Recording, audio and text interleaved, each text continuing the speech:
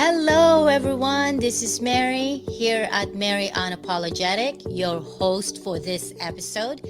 We are now on episode 44. Yes, thank goodness, episode 44. Remember, I release my episodes every 2 weeks, so it's actually bi weekly, but I'm only going to release one more in this month, and then we're going in December. So instead of releasing two, may I remind you folks, instead of having two episodes that I'm going to release for December, I'm only going to release one. Another thing that I also want to share with you folks, I am bringing Maria Callan back and Jack Bucknell to co-host with me on this episode and some of the episode that I'm thinking of doing in the future. It's going to be a lot of fun because they're going to have different views about different topics that we're going to talk about. Another thing that I want to communicate with you is that Mike and I are doing the Den Trainers Digital Retreat from December 11 to the 12th. It's a 2-day event. Yes, folks, it's 2-day event, Saturday and Sunday from December 11 to the 12th. We're going to talk about business. We're going to talk about social media. We're also going to talk about customers, such as, if you really think about it, are what we call leads. And how do you convert those leads and make them your loyal customers for your brand? So there's going to be so much more that we're going to talk about. And another thing that I want to mention here is don't forget to book your hotel for MTE. Yes, folks, Mobile Tech Expo next year from January 27 to January 29. Mike and I are actually going to be there for education, and it's going to be in one place. I actually call it double the fun. And it's not just going to be for 45 minutes, it's going to be for 2 hours and 45 minutes. Now, without further ado, let me bring Maria and Jack. Hello, hello, hello.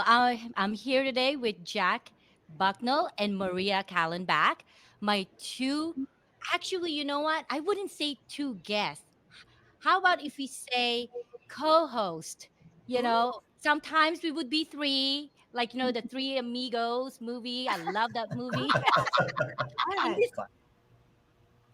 okay, Jack, I think I'm gonna just let you take it away. Tell us we talked about actually the insurance, and it's a good story. So why don't you tell us what you shared me before, and then I'm gonna tell you my experience with insurance companies. Oh man, we talked about so much. So kind of starting off, I've noticed this year specifically with the insurance companies having the everything going anti or not with COVID and everything being released or they're not sending out adjusters. I'm seeing a lot more pushback from estimates and stuff like that we're submitting to the insurance companies. I think, quite frankly, just because it's a lot easier for them to make the argument when it's via phone. They're not in person. They're not having to see it. It's harder to justify. Well, kind of. Not to me because I'm sending on 30 plus photos every time I send in a car, but still getting lots of pushback on just certain procedures and things that need to be done. OEM position statements on pre and post scanning, all that kind of stuff. And that's just some of the stuff I've seen this year. I've seen certain insurance companies specifically state, "Oh, well, this is all we're going to pay. If you need to get any more compensation, you're going to have to bill the customer," which is really ridiculous to me. But that's the way this stuff is going. Um, Well, I mean, I have some thought when it comes to this, this topic. mhm, I just think that because I also noticed it in the past that insurance company, you know, ins- well, it's not every insurance, but I think for the mhm. most part, insurance companies they try to um, not really compensate us for what we are worth as far as our work, right? And Yep. so in the back of my head, I don't want to get in trouble for this, but you know what? This is my opinion, right? I'm entitled to my own opinion. So, so I'm trying to be careful of what I say, you know what I mean? So I just think that when you ask me about insurance companies, we do deal with them because one of the questions that you asked me is that, Mary, do you deal with a lot of insurance companies? And I said, you know what? I try to stay away from that because for me, the way I'm looking at it, I want to still run my business, but I want to run it to be like less stressful as it should be. And really, that's my goal every day when I'm running the business. So what I identified and what I found out is that when you deal with insurance companies or insurance uh, coverage, they don't really want to pay you for what you're worth as far as your work. So they're gonna like lowball it and keep lowballing it, and they're gonna find faults into every little thing that you like, as far as your estimate. So I try to deal with my customers that doesn't have to deal with insurance. But don't get me wrong, we do. This is a big repair. I want to get my insurance involved. Then in that case, we pull out our what? MTRX app. And so Mm-hmm. because the MTRX itemize everything, right? So if they have a question, everything is there. So and then we go step ahead of them, to identify that what could be the questions that they'll be like asking us, or what could be an issue that will give them leverage, or like an excuse to not pay us the full amount that we're asking. So we have, as a matter of fact, we had a last customer that I don't want to name the insurance company, but it's a good insurance company, from my experience in the past, not just this customer, when she came in. Um, and they actually covered everything that we asked for, and we didn't go back and forth, so it was less of a headache. I guess we got lucky like that, or I don't know what it is. But there are also other insurance companies that I have dealt with, and I was telling you the story about this. um, I know, Maria, I haven't told you this story, but I was involved in an accident, and I was, just sharing it with Jack how I dealt with insurance company that was giving me a hard time as far as covering my repair. Somebody actually hit me, and it wasn't my fault. I know for a fact that it wasn't my fault because the person that hit me didn't look. You know how we have a law that you're supposed to signal and actually look, or for to signal to the oncoming traffic. And I was that person that's oncoming because she was coming out of the parking lot trying to make a left. Me, on the other hand, I was going straight, and she was trying to make a left like this. So once I passed her, she hit me. So I knew right there and there, yeah, it was her fault. And we actually called a police at that time. She's a senior citizen, which I kind of felt bad. She was with her son at that time when I was involved in the accident with her. And part of me at that time was like, should I call the police? Should I not? But you know what? I'm like, I want this to be as transparent as it should be because of what I know about insurance companies that doesn't want to do the full coverage. So I went ahead and called the police. So that way it eliminates the hearsay, she say, and all that stuff, right? We have a witness. That was the police. So I filed a police report. And I was already thinking one step ahead, that just in case that her insurance company doesn't want to cover this 100%, then I'm going to go to court. That was already, I wasn't planning it, but I'm just having a backup plan, like a plan that's, if things go sour, then I can still collect my money, right? Because I'm the type of person that, hey, if it's my fault, I'll pay for it and I'll admit it. But if it's someone else's fault, then I want you to take responsibility or accountability. I guess it's the principle behind it. It's the way I was brought up, and it's my mindset. So anyways, fast forward, come to find out her insurance company is one of the worst insurance companies out there. I'm not going to name who they are because I don't want to get in trouble, but at the time I didn't know. But when I found out that they don't want to cover for my repair, they only want to cover actually 50%. And they're saying that, hey, by the way, this is how they put it when I got the letter. By the way, it's everyone's responsibility that when you're out there on the road to be on the lookout, even though things happen like that. So Mhm. basically, they're putting 50% fault on my end. And I'm like, no, I didn't expect her to come out of that parking lot. So that wasn't my fault. And the fact that she didn't signal, the way I'm looking at it, 100%, it's her fault. So, anyways, so they were blaming me 50%. They were putting blame on my end, and they don't want to pay for my repair, like, 100%, only 50% of it. And so I was like, I was telling my insurance, I'm not going to deal with this. I'm going to, I, I want to go after them and have them pay for my repair. I don't even want to pay for my deductible. I have a $300 deductible, which is really low, right? But Yeah. because I have a good insurance, by the way, folks, I have Wawanisa since I was 18. Wawanisa Insurance is a good insurance company. So um, they take care of their members or customers. But anyways, um, I said, I'm not going to pay for my deductible, even though it's $300. So I want to like fight this.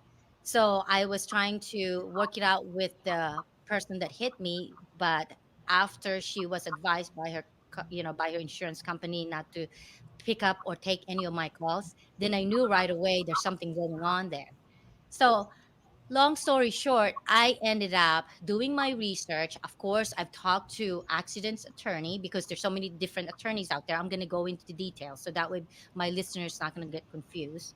So I had to consult with attorneys that actually handling accidents, and I found out because that this is not a big lawsuits because we're not hurt, and I'm honest. I'm not going to make up stuff that's not there.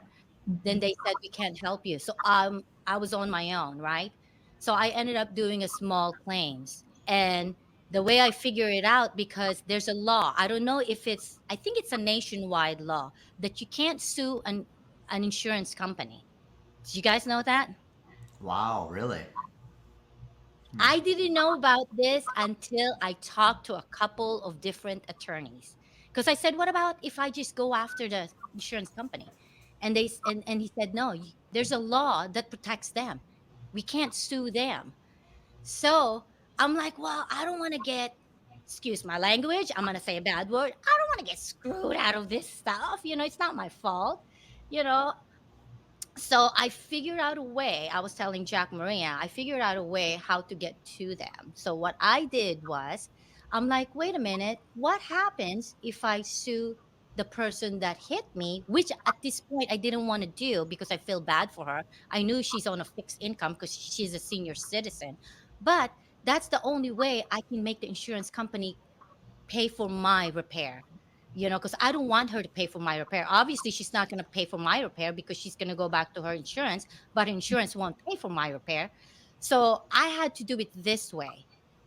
And the reason behind this is because I figured when you get an insurance, you go into contract with them. And when you're in the contract with, let's say, Jack, then Jack is supposed to take care of you as an insurance company when you get into an accident, especially if it's your fault, right? Yeah. So then there's a leverage now for that senior citizen to go after her insurance to make them pay me.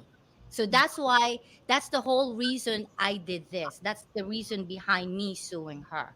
So I sued her, and here's the thing too. I kind of like cornered her. I put some thought into this because whether she shows up or not, I win. If she doesn't show up automatically in small claims, I win.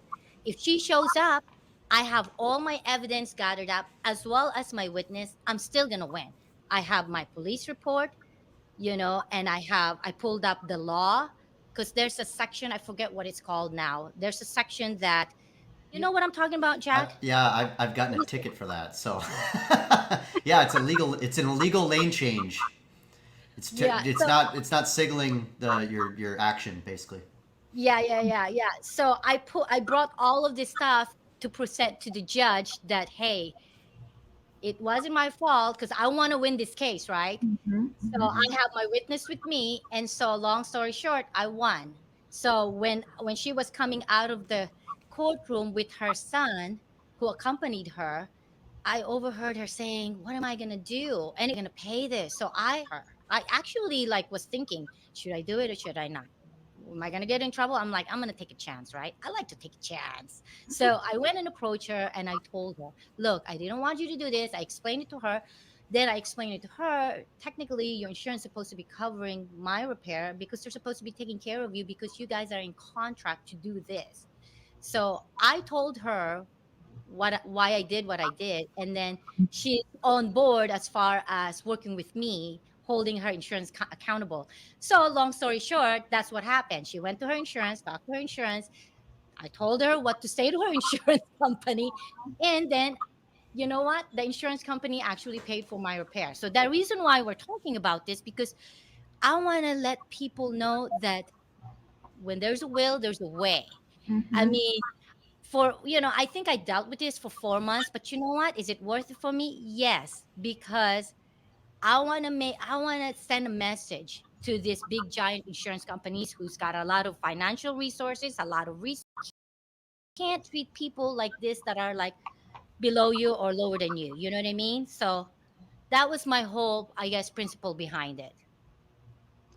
Wow. Wow. What do you think about it, Maria? Well, I hear this and I think about how you need to have my husband come on because my husband was an attorney and he Mm-hmm. knows a lot about the law and insurance. And he actually did his expertise was in business formation, business transactions, and things like that. Mm-hmm. And so he would just be really good to talk to about lots of things that dent techs deal with, um, and just what business corporation is best and things like that. And as far as you, Mary, with this woman, I think that was really super kind that you reached out to her. You were very, wow, that was just such a courtesy you gave to her to help her stand up for herself. Mm-hmm. And, I love what you said about where there's a will, there's a way. And I'm a big believer in that. If you just keep searching, you're going to find the answer. The answer lies in there somewhere.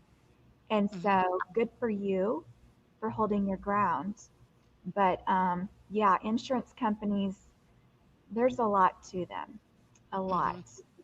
Mm-hmm. And yeah.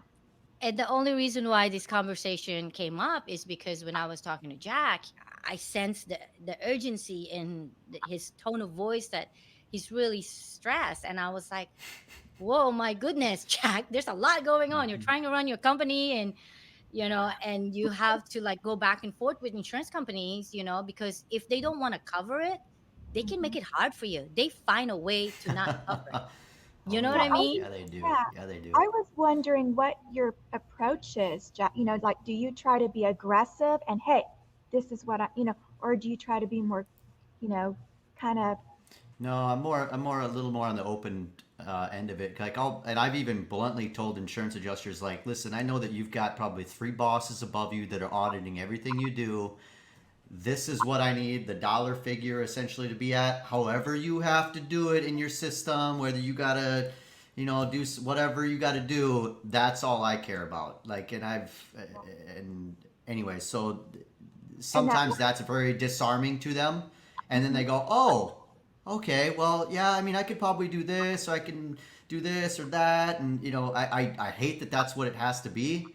But at the end of the day, my final bill reflects what is actually done on the vehicle. Therefore, it kind of I don't know. And that's a slippery slope as well. So I don't really want to get into that. But when I've noticed when I've told them the adjusters that specifically when I was in person with them, they were much more willing to work with mhm, the estimate in their system essentially.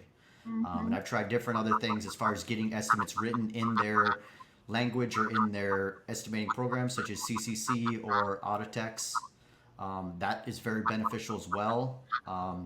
Because to a lot of them reading, I know for us, Mobile Tech RX is awesome. It's very easy, simple, but to them, it's like reading a foreign language. I don't understand why, because it's so cut and clear, but to them, it's still confusing because it's not the way that they're used to seeing the numbers and figures. So for them, like I said, I've submitted insurance estimates to certain insurance companies written in their system, and they're like, they what the last adjuster that I did that to specifically emailed me back saying thank you for submitting this in Auditex. I really appreciate it. It made my supplement process much easier. So Wow. hmm Yeah, So let me ask. you do Oh, need go to ahead, talk the Maria. same language, right? I mean, that's so important. How can you get there? I mean, is that ever going to be something that we can accomplish ever? I mean, is like Mary well, said, is there yeah. a will? If there's a will, is there a way? Well, there's certain people that do that. Like I submit my Mobile Tech RX estimate and the insurance company's estimate to this person, and then they'll actually write it all up in the proper system for me.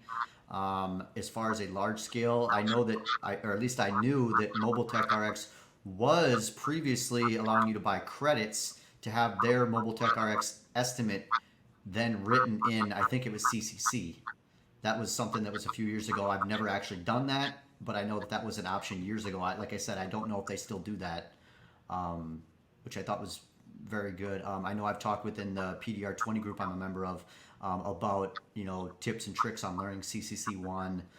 Because I feel like that's a very beneficial thing. As much as I don't really want to start using a new program, I will probably always use Mobile Tech RX. I love it, Uh-huh. but it's if you can submit the paperwork in their language, it's only going to help speed up the process. Mhm. The Let me. last supplement I submitted was last Tuesday, and it's been over a week now, and I'm still waiting to hear back. And I know a lot of that problem is the language I'm sending it in Let Yeah. me because they ask told you. me it.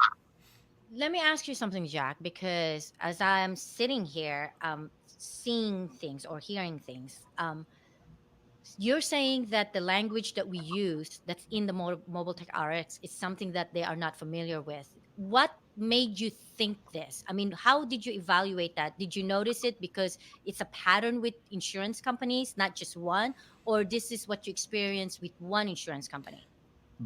Multiple different ways. So I've had adjusters specifically tell me, "Man, this is really confusing," and I'm like, "What do you mean? Like it's all like line itemed out. It's all I don't understand it." But I'm just going off of what they told me. And then I've had desk reviewers say the same thing. So a desk reviewer is a person that's mobile or not mobile, but in a remote location and writing the estimate and copying my Mobile Tech RX estimate. To like example, big damage. Let's say a 10-inch dent. There's no paintless dent repair guide for them to go off of, Uh-huh. and I've been down that boat with them before. But here's the thing It's though, Jack, if you're right about that, there's no guide that they can go out of, but if you really think about it, if an actual body shop handles this kind of repair, it's going to cost them more money mhm. because usually our pricing is in between the body shop. You know what I mean? But let me see. Well, Yeah, a between the properly body written shop. estimate, yes. Yes, the way we estimate it. You hmm know what I mean? Well, I mean a body shop's proper estimate. So like I've had it where uh, I did a Dodge Durango fender probably 2 years ago now, and that was written for I don't remember what it was, $1,600 to $1,800. Had like a 20-some inch crease in the fender. Hmm. Any body shop's going to replace that fender. Well, the insurance company kicked back the estimate to the insurer as a fender replacement only, no blends, no nothing, aftermarket Chinese fender, Hmm. like just missing all sorts of different things. And ended up, so I said, okay, if we're going to write this as conventional repair, then here's what it actually takes to conventional repair this and blend out the hood, the door, the rail, up and over to the quarter panel, all so on and so forth. And that estimate was like $700 or $800 more than my Mobile Tech RX estimate. Yes. And then what happens after I sent that in?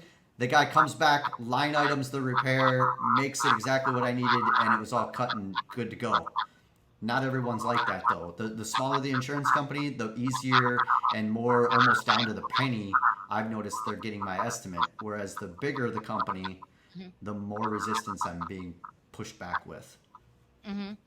The thing too is that I think is that you have to know how to talk to the claim No. adjusters that you're going to be dealing with. You don't want to piss them off because if you do, they're not gonna approve anything. You know what I mean? Unless you get a new one. But Well, that's well, yeah. In that case, then you can request a new adjuster and say that they're being either difficult or I've had to do that one time, really and it was damages on a moldings of a truck, a belt molding, like it's just dented, and the guy's looking at it like I don't even see what you're talking about. I'm like, are you blind? Like I'm not saying it was a flicker dent or something. Like it was an obvious dent, and I'm like, man, if you can't see that, how am I going to show you the 400 dents on the roof of this vehicle? And you're going to justify that? Like, I'm not even going to get into that. But anyways, I I thought think that was very interesting. I think some of them too are probably just pretending, right? Because they want to like minimize, and that they don't want to like admit it that hey, the damage is that big. They want to kind of like minimize it because they don't want to pay you the amount that you are worth. So, anyways, okay. So enough about insurance. We're moving on to. I thought that Maria said something about business and. Okay, folks, I'm saying goodbye. That's the end of the show. Until next time, don't forget, this is going to be released this November, and then I'm only releasing one episode in December.